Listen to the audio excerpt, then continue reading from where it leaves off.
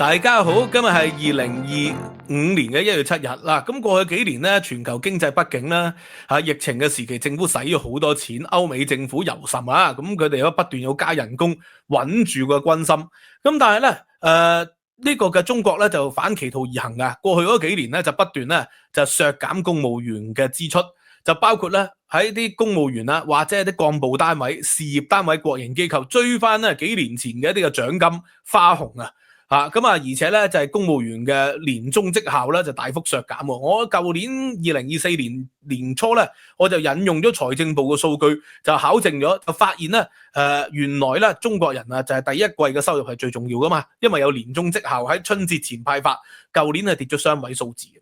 咁當然有部分係因為減稅所致嘅。咁但係即使撇除咗減稅咧，應該跌咗接近1成咧，係應該係一個好恰當嘅一個結論嚟。咁即係證明咗中國人嘅收入咧，其實大幅減少咗。咁但係咧，去到舊年嘅年中兩會期間咧，仲係話呢個嘅要過緊日子嘅喎。咁所以咧，舊年嘅好多新聞咧就話公務員減薪之後如何不堪嘅。但係去到2024年嘅最後一日，竟然咧就係有媒體報道啊，首先係彭博報道、路透社報道，然後咧呢幾日咧已經係訪問咗大量大陸嘅公務員，係證實咗，喂，原來有加薪喎，喺最後一個月咧加薪，而且有追溯期，追翻舊年7月開始加薪，就平均咧就係加500蚊人民幣，咁500蚊人民幣話多唔多話少唔少，但係咧就係俾一啲人咧有信心，因為過去嗰幾年咧私營市場係好艱難噶啦。咁騰訊咧最近咧又俾美國咧列為軍工企業喎，咁所以咧做私營市場咧已經個生活大不如前，前景已經唔樂觀，即係由80年代中國人咧話寧賣鹹鴨蛋就不做原子彈，喺習近平上台之後咧悄悄改變咗，所以習近平上台之後咧，公務員咧又變成咗一個最熱門搶手嘅職業，因為喺改革開放時代咧，啲人咧就寧願做私營市場。寧賣鹹鴨蛋啊嘛，做個體戶啊嘛，都唔做原子彈嘅就唔做公務員，但係而家漸漸咪調翻轉噶啦，呢幾年咧寧願做公務員，都唔喺私營市場，更加唔想做生意，所以年輕人啊出現咗躺平潮。咁全球嘅政府咧過去幾年就加咗好多公務員嘅人工嘅，雖然咧就要裁減職位，隨住 AI 嘅崛起要裁減職位，但係加公務員人工導致到政府嘅財赤更嚴重。中國咧而家呢一刻又要加公務員人工，嗰個深層原因係乜嘢呢？我今日就要分析下啦，因為咧地方政府咧其實已經財政係崩潰嘅。喺2024年上半年咧財政收入咧喺地方政府透過賣地啊係19.5萬億，咁而喺2019年咧係即係多1倍嘅，係超過40萬億嘅。咁即係咧短短幾年啊係跌咗55%。呢個係非常之誇張啦，跌咗55%啦，咁所以由此說明咧，地方財政咧根本係冇辦法支撐嘅，因為過去嗰10幾年有溫家寶時代開始，其實玩嘅遊戲係乜嘢？就係基建遊戲，基建遊戲咧就係要透過發債啦，政府大量發債，然後起基建，咁公務員咧或者啲官員咧就透過基建啦拉動 GDP， 然後升職噶嘛，咁但係而家咧就跌咗55.7% 地方賣地。因為你起基建咧，你就要發債嘅，然後發債咧就係要透過賣地啊。第一賣地收入去還舊債，第二賣咗地啦，地方嘅起樓，起完樓咧又會引入啲新嘅人口入嚟，然後就會有新嘅供應、新嘅需求，又會拉動 GDP。呢個就係過去咗10幾年、17-18年咧，中國經濟發展奇蹟嗰個奧訣嚟嘅。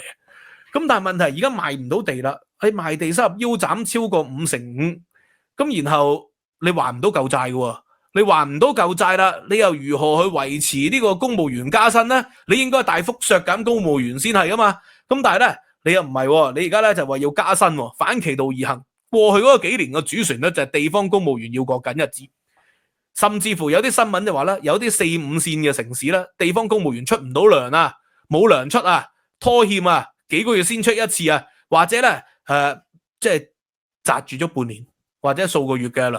然後慢慢逐個月褪，呢個就係過去嗰幾年緊日子嘅情況啊嘛。而家竟然咧係加150億美元嘅人工，每人平均加500蚊，10年嚟第一次咧有咁大幅嘅升遷。因為中國嘅公務員咧係每2年調整一次人工，係按既定機制嘅。而對上一次大規模加人工咧係10年啦，2015年。點解喺2025年突然間會加人工咧？我試圖嘅深層次嘅解決，我認為咧原因有3點嘅。第一點咧就係經濟越差，民怨越深。民怨越深咧，中國共產黨歷史上嘅做法咧就係先將幹部養飽。領導先吃飽，幹部再吃飽，然後咧民眾就餓死人。呢種係以往出現過嘅。咁戴躍進時期咧就係一個好典型嘅例子，就說明咗呢樣嘢啦。咁戴躍進咧全國都餓死人啊嘛，餓死數千萬人口啊嘛，但係幹部咧就唔同啦，先讓幹部吃飽嘅。大部分咧就係先讓公社嘅幹部啦，大隊嘅幹部、小隊嘅幹部咧係讓佢哋吃飽嘅，甚至乎咧當餓死人嘅時候咧，幹部公務員係再加頓吃飯，有宵夜吃嘅，唔係一日3餐一日變4餐，甚至乎5餐。咁呢個喺21世紀咧論文裏邊咧已經係有一個發表，即係好深層次嘅研究噶。點解要先讓幹部吃飽啊？幹部吃嘅嘢咧就係同一般人唔同喎。一般人咧吃嘅係一個即係粗糧啦，或者吃嗰啲咧係嗰啲即係低營養嘅，但係幹部唔同喎。即係除咗有肉之外咧，仲加紅薯乾，仲有甜品食嘅。個原理係點解咧？就係因為咧民怨深啊嘛。當呢個嘅餓死人，咁啲人梗係想造反噶、抗爭噶、表達不滿示威噶。咁就係要透過幹部去平復佢哋啦。第一就幹部咧就要負責鎮壓，要負責舉報，要負責咧去向上級咧係調兵遣將，我嚟鎮壓地方嘅一個反動勢力。咁所以如果幹部吃不飽，佢哋就會加入埋去呢個嘅反動勢力裏邊咯。呢個歷史上就試過嘅，陳勝吳廣嘅起義、劉邦嘅起義，咪就係民怨極深，然後加埋入去咯。咁就係當時要築長城啊嘛，要起棧道啊嘛，要好多嘅大型嘅工程。咁結果咧就逼到啲人咧要造反啦。然後劉邦或者陳勝吳廣本來就係基層嘅官員、士兵。壓啲役夫去工作嘅，佢哋咪加埋一齊去造反咯。所以咧，毛澤東就吸收咗呢點啦，就係當咧餓死人嘅時候咧，地方幹部先吃飽，高級幹部一直都吃飽噶。地方幹部先吃飽，唔單止讓佢哋吃飽，仲俾啲灰色收入佢哋，就係咧佢哋可以倒賣啦嗰啲黑市市場嘅糧食，做投機嘅生意將呢個嘅口糧啦加工嘅豆腐啦、果子啦，拎去黑市市場度賣，仲咧殺咗本地嘅豬同埋羊咧，去隔離縣度賣，養飽自己嘅官員咧、黨員咧，同埋解放軍係優先嘅。呢個就係戴躍進時期嘅情況。咁而家中國經濟咧，亦都係啦，即係每下越放，每放越下咯。首先讓公務員吃飽加薪，呢個係咪就係穩定軍心、毛澤東思想嘅一個再現呢？咁呢個可能係第一個原因。第二個原因咧，我認為咧係同呢個嘅人民幣係有關聯嘅，因為咧中美貿易戰而家打到如火如荼啦。最新就係騰訊喺拜登卸任前咧就列為軍工企業，令到騰訊股價大跌。好多人都可能會損手爛腳噶啦。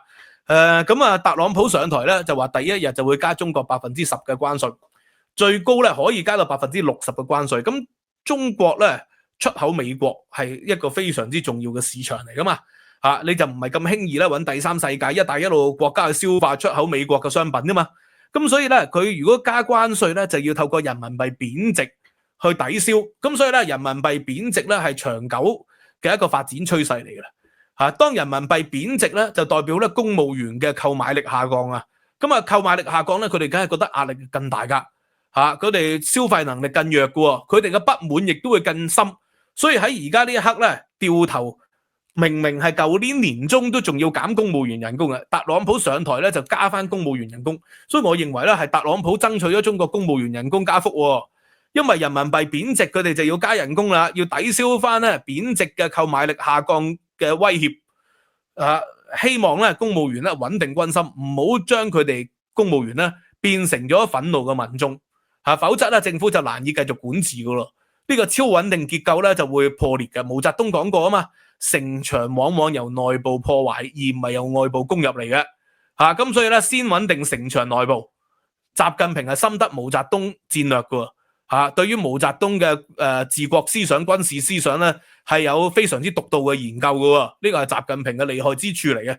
咁所以我認為呢個從毛澤東思想角度咧，喺呢個時候加人工咧，係特朗普導致嘅一個結果嚟嘅。第三，喂，頭先解釋咗啦，發債發咗10幾年債啦，地方債務嚴重即係美國嘅國債嚴重啫。但係中國嘅國債咧，係往往冇計埋地方債。如果計埋地方債，一直係東升西降嘅。東方咧，中國咧就升嘅，西方咧就力圖減國債。咁而家咧呢刻透過賣地收益去填補國債嘅空缺咧，已經係即係遙不可及嘅夢想嚟㗎啦。所以唯一嘅方法就係透過印銀紙量化寬鬆去抵消國債地方債嘅危機，否則咧就會破產㗎啦。英國伯明翰只係爭咗10幾億英鎊就要破產啦。中國嗰啲省市閒閒地都爭緊數千億人民幣都唔破產嘅，就係點解唔破產？不斷發債咯。伯明翰點解破產？因為伯明翰唔能夠無限發債啊嘛。中國嘅地方省市就不斷無限地發債，咁但係而家咧無限地發債就係因為以前可以無限地賣地去填補呢個發債嘅空缺，而家就做唔到喎。咁所以點印銀紙咯。所以印銀紙又會導致人民幣貶值，係咪？咁所以透過印銀紙，人民幣貶值，公務員購買力下降，公務員又會加入不滿嘅咯嘅陣營咯，就抗爭嘅。所以咧，避免呢一個嘅連鎖效應咧，加公務員人工咧，穩定住公務員，締造呢個超穩定結構，填補翻呢個漏洞。我認為可以係咁樣解釋咧，係非常之合理嘅。亦都係解釋到點解習近平突然間180度轉變，由減公務員人工突然間變成加公務員人工，呢個咧最初係彭博同路透社透露出嚟嘅。但係咧經過咧大陸呢幾日咧不斷嘅啲人咧喺微博自己講，喂，佢哋真係收到加人工追翻7月時期嘅人工，呢個就可以解釋到3點啦。頭先講過啦，就係經濟不景要穩住軍心。第二就係咧特朗普嘅關稅，就係導致到咧呢個嘅中國公務員加人工啦。第三就係咧印銀紙，人民幣必然係繼續會貶值。而家已經跌到去10幾年嘅新低噶咯，人民幣好快咧就會追到港元噶。呢個對香港咧嘅零售業係有摧毀性嘅影響噶，因為人民幣繼續跌啦咁北上消費嗰個趨勢係更加持續。本地嘅中小企咧海嘯式倒閉亦都無可避免嘅。即係呢個契機係咪說明到咧？中國過去幾年咧，公務員減人工，香港冇共度時間。香港嘅公務員咧一直咧仲係加人工添。而家咧立法會咧，無論係主席定係議員咧，都話唔會減立法會人工噶，唔會減公務員人工噶。葉劉淑儀就話要減一齊減，所有公營機構教師醫管局一齊減。呢個講法當然係荒謬啦。中國都係優先減咗公務員人工先噶。個原理係點解？因為公務員係公僕嚟。能力越大，責任越大。對公務員咧，唔單止係一份打工嚟嘅，公務員係一個使命嚟嘅，因為佢宣個誓嚟嘅，係為國家貢獻嘅。咁所以咧，能力越大，責任越大。公務員咧應該係有更高嘅道德情操，同有更多嘅社會責任。所以咧，立法會議員行政會議以及呢個嘅公務員梯隊咧，佢哋係宣個誓嘅，所以先應該讓佢哋減薪。如果再減薪解決唔到財赤問題咧，先考慮教師、醫管局或者係其他嘅資助機構，呢個係必然嘅。所以葉劉淑儀呢種攬炒式嘅言論呢，係相當之違反習近平新時代中國特色社會主義思想嘅。呢個係一個反動言論嚟嘅，我認為係。咁所以點解公務員應該要帶頭減薪？立法會行政會議要帶頭減薪，就係因為佢哋有更多嘅社會責任。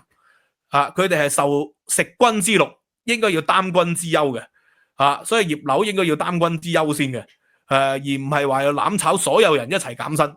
咁咧，所以從呢個角度去睇咧，人民幣貶值咧，持續嘅貶值，隨住貿易戰嘅升溫，呢個係無可避免噶。咁而大陸人嚟香港消費咧，將會更加疲弱，港人北上消費將會更加熾熱，而長遠導致到香港嘅中小企業咧海嘯式倒閉咧，尤其是餐飲零售業呢啲咧海嘯式倒閉咧，啲鋪值咧又會下降，呢個咧亦都係無可逆轉嘅趨勢。不過咧，從歷史嘅角度去睇咧，先穩住公務員，先穩住幹部，先穩住解放軍，國安國保，然後利用佢哋作為一個鎮壓反動、鎮壓反叛、鎮壓抗議示威嘅機器，呢個係行之有效嘅。